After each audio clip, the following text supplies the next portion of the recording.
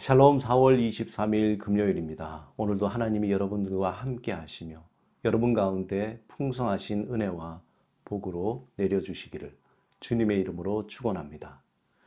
이 시간 시편 말씀을 읽고 하나님 앞에 침묵으로 기도드리겠습니다.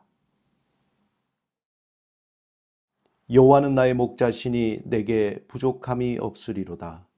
그가 나를 푸른 풀밭에 누이시며 쉴 만한 물가로 인도하시는도다. 내 영혼을 소생시키시고 자기 이름을 위하여 의의 길로 인도하시는도다.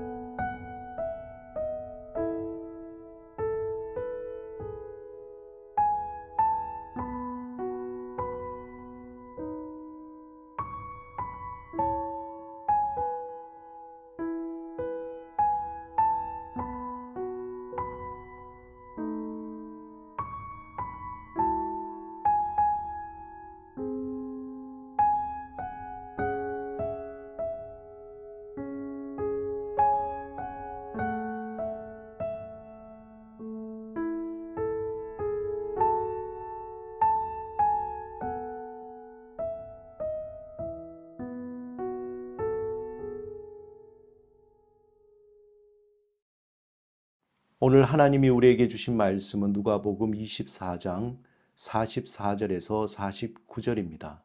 오늘 이 말씀을 통해 하나님이 우리에게 주시는 음성을 듣겠습니다. 또 이르시되 내가 너희와 함께 있을 때에 너희에게 말한 바 곧 모세의 율법과 선지자의 글과 시편에 나를 가리켜 기록된 모든 것이 이루어져야 하리라 한 말이 이것이라 하시고 이에 그들의 마음을 열어 성경을 깨닫게 하시고 또 이르시되 이같이 그리스도가 고난을 받고 제3일에 죽은 자 가운데서 살아날 것과 또 그의 이름으로 죄 사함을 받게 하는 회개가 예루살렘에서 시작하여 모든 족속에게 전파될 것이 기록되었으니 너희는 이 모든 일의 증인이라. 볼지어다 내가 내 아버지께서 약속하신 것을 너희에게 보내리니 너희는 위로부터 능력으로 입혀질 때까지 이 성에 머물라 하시니라. 오늘 본문 앞에 누가복음 24장 13절에서 35절에 보면은 엠마오로 가는 12 사도에 속하지 않은 두 제자가 그들의 고향 엠마오로 가는 길에 대한 이야기입니다.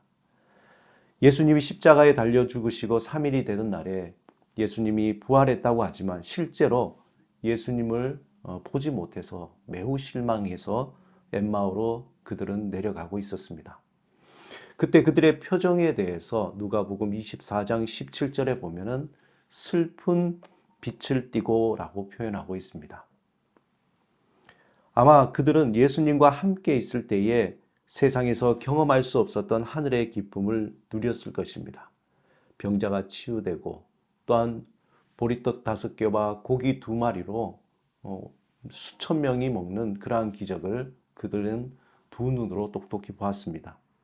정말 믿을 수 없는 기적, 이전에 듣지 못했던 소망과 능력의 말씀을 듣고 또한 무엇보다 예수님과 함께 있을 때 알 수 없었던 그 평안과 기쁨을 주시는 주님을 이제는 더 이상 만나볼 수 없게 된 것입니다. 하지만 예수님이 십자가에 돌아가신 후 그 평안과 기쁨을 주시는 분이 사라지고 난 뒤에 그들의 얼굴에 예수님의 부재로 말미암아 슬픈 빛이 나타나게 된 것입니다. 그런데 이 표현은 우리가 인간의 실존을 잘 표현한 것이라고 봅니다. 빛을 잃어버린 세상처럼 빛 대신 예수 그리스도께서 떠난 인간의 실존은 한마디로 슬픈 빛입니다. 이러한 세상의 빛 대신 하나님이 인간으로 오셨는데 이제 그 예수님을 잃어버렸다고 생각하니까 그 엠마오로 내려가는 두 제자는 너무나 큰 실망과 그 얼굴에는 슬픈 빛으로 가득했던 것입니다. 오늘 본문에 예수님이 부활하신 후에 그들이 잘 알아볼 수 있도록 제자들에게 예수님은 나타나 보여주셨습니다. 예수님은 제자들에게 부활하신 육신으로 나타나셔서 그 손과 발을 만져보라고 말씀하시고 제자들에게 먹을 것을 달라고 하시며 고기도 한 토막 드셨습니다. 제자들의 눈앞에 나타난 분이 정말 귀신이나 허상이 아니라 실제로 살아계신 예수님인 것을 그들은 두 눈으로 보고 손으로 만져보았습니다. 그러자 제자들은 말할 수 없는 기쁨이 그들에게 넘쳐난 것이죠. 빛 대신 예수님이 슬픈 빛에 빠진 제자들에게 나타나신 겁니다. 제자들을 덮고 있었던 그 깊고 무거운 슬픈 빛은 사라지고 빛 대신 예수님으로 기쁨, 그 예수님으로 말미암아 그들에게 기쁨으로 가득 차게 된 것입니다. 예수님은 그 제자들에게 다시 성경의 말씀을 풀이해 주셨습니다. 예전에 그들과 함께 말씀을 전하셨던 것처럼 친절하게 말씀을 깨닫게 해주셨습니다. 그리고 제자들에게 말씀하시기를 너희는 이 모든 일의 증인이라. 또 예수님은 제자들에게 한 가지 더 부탁하십니다. 볼지어다 내가 내 아버지께서 약속하신 것을 너희에게 보내리니 너희는 위로부터 능력이 입혀질 때까지 이 성에 머물라 말씀했습니다. 제자들은 승천하시는 예수님을 보면서 큰 기쁨으로 가득했고 또 하나님을 찬양하게 됩니다. 예수님의 이 약속은 언제 이루어졌습니까? 바로 오순절에 그 약속이 이루어진 것입니다. 예수님의 말씀에 순종하여 제자들은 함께 모여서 오로지 기도하기를 힘썼습니다. 또한 성령이 임하기를 힘썼습니다. 제자들은 새로운 능력을 잊게 되었고 담대히 예수님과 함께했던 그 모든 기쁨의 순간들을 사람들에게 전하기 시작했습니다. 예수님의 약속하신 그 성령님이 오순절날 그들에게 임하게 되었고 그들은 담대하게 복음을 전하게 된 것입니다.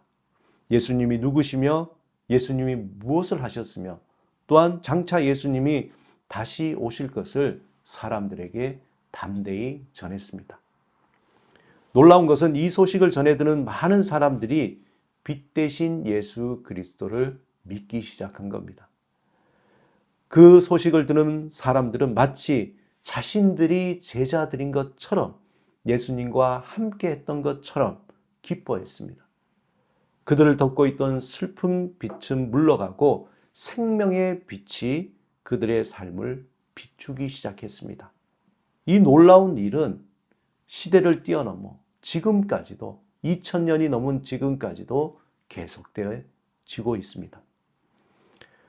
1976년 2월 28일에 전주에서 공연을 마치고 대구로 가던 그 당시 가수 윤복희 씨는 인생의 새로운 전환기를 맞이하게 됩니다. 그가 타고 가던 차가 빗길에 미끄러져서 그만 트럭과 충돌하게 된 것입니다. 모두가 죽었다고 생각했는데 기적적으로 윤복희 씨는 타박상만 입었던 것입니다. 공연 시간이 임박해서 정신없이 순찰차를 타고 대구 공연장으로 향했습니다. 그는 비에 흠뻑 젖은 몸으로 입추의 여지도 없는 꽉 찬 그 공연장의 그 무대 위에 섰습니다. 그런데 갑자기 번개가 치더니 무대는 정전으로 불이 나갔고 마이크도 사용할 수 없게 된 겁니다.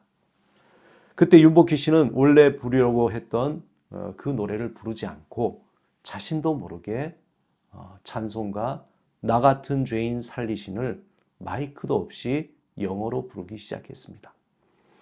그날 공연장은 말할 수 없는 뜨거운 열기와 기쁨으로 가득 찼습니다. 공연을 마치고 돌아오는 기차 안에서 윤복희 씨는 하나님의 그 손길을 느꼈다고 합니다. 자신이 잘못 살아온 슬픈 빛으로 가득했던 그 빛으로 가득했던 인생을 그 인생들이 필름처럼 순식간에 지나가게 되고 이전에 죄로 여겨지지 않았던 일들이 다 떠오르게 된 것입니다.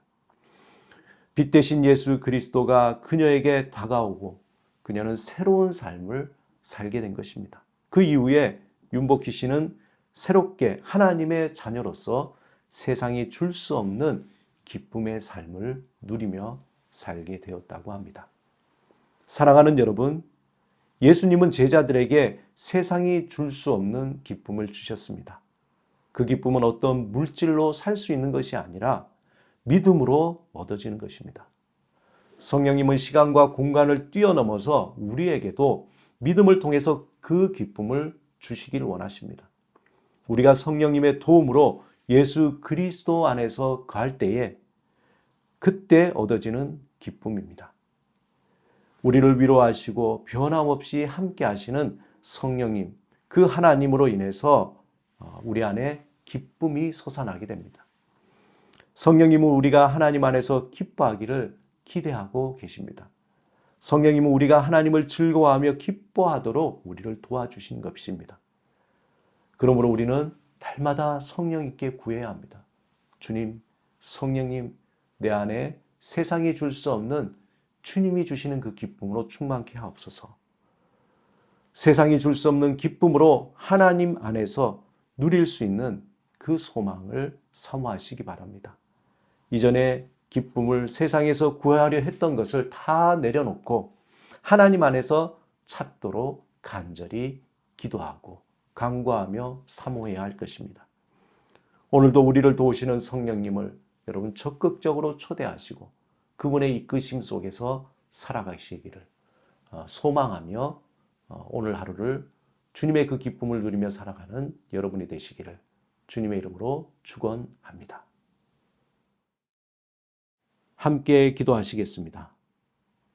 주님, 우리의 삶을 덮고 있는 슬픈 빛을 예수의 이름으로 떠나가게 하옵소서. 성령의 충만한 능력으로 세상이 줄 수 없는 구원의 기쁨으로 살아가게 하옵소서. 예수 그리스도 이름으로 기도드립니다. 아멘.